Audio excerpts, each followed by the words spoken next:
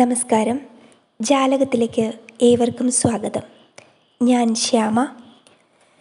തെനാലിരാമൻ കഥകളിൽ നിന്നെടുത്ത മല്ലീശരാരി ലവണസൂത്രം എന്ന കഥയാണ് ജാലകത്തിലിന്ന്. മല്ലീശരാരി ലവണസൂത്രം. പണ്ഡിതന്മാരെ സ്വീകരിക്കുന്നതിലും അവരെ ആദരിക്കുന്നതിലും ആശയവിനിമയം നടത്തി അറിവ് നേടുന്നതിലും മഹാരാജ കൃഷ്ണദേവരായർ അതീവ തൽപരനായിരുന്നു.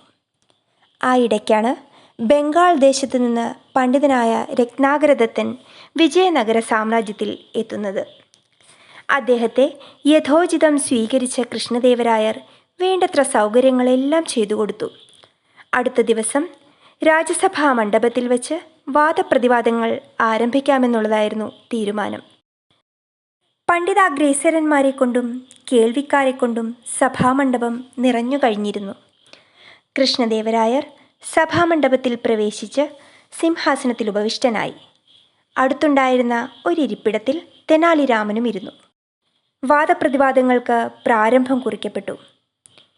പണ്ഡിത വരേണ്യന്മാരുടെ ചോദ്യങ്ങൾക്കെല്ലാം രത്നാകരദത്തൻ ഉരുളയ്ക്കുപ്പേരി എന്നതുപോലെ ഉത്തരങ്ങൾ നൽകി. മറിച്ച് അയാൾ ഉന്നയിച്ച ചോദ്യങ്ങൾക്ക് ഉത്തരമേകുവാൻ കഴിയാതെ മറ്റുള്ള പണ്ഡിതന്മാർ കുഴയുകയായിരുന്നു. കൃഷ്ണദേവരായർക്ക് അങ്കലാപ്പായി. നമ്മുടെ സഭയിലെ പണ്ഡിതന്മാർ പരാജയഭീതിയുടെ വക്കിലെത്തി നിൽക്കുകയാണ്. എപ്പോൾ വേണമെങ്കിലും അവർ തറപറ്റിയേക്കാം. സംഭ്രാന്തനായ അദ്ദേഹം തൻ്റെ അടുത്തിരുന്ന തെനാലിരാമൻ്റെ കാതിൽ എന്തോ രഹസ്യമായി മന്ത്രിച്ചു. സമ്മതഭാവത്തിൽ തലയാട്ടിയിട്ട് അയാൾ ധൃതിയിൽ പുറത്തേക്കു പോയി. അതിനിടയിൽ ദക്ഷിണ ഭാരതത്തിലെ മിക്കവാറും പണ്ഡിതന്മാർ തോറ്റു തുന്നം പാടിക്കഴിഞ്ഞിരുന്നു. വിജയലഹരി മൂത്ത് അഹങ്കാരിയായി തീർന്ന രത്നാകരദത്തൻ മറ്റുള്ളവരെ വെല്ലുവിളിച്ചു.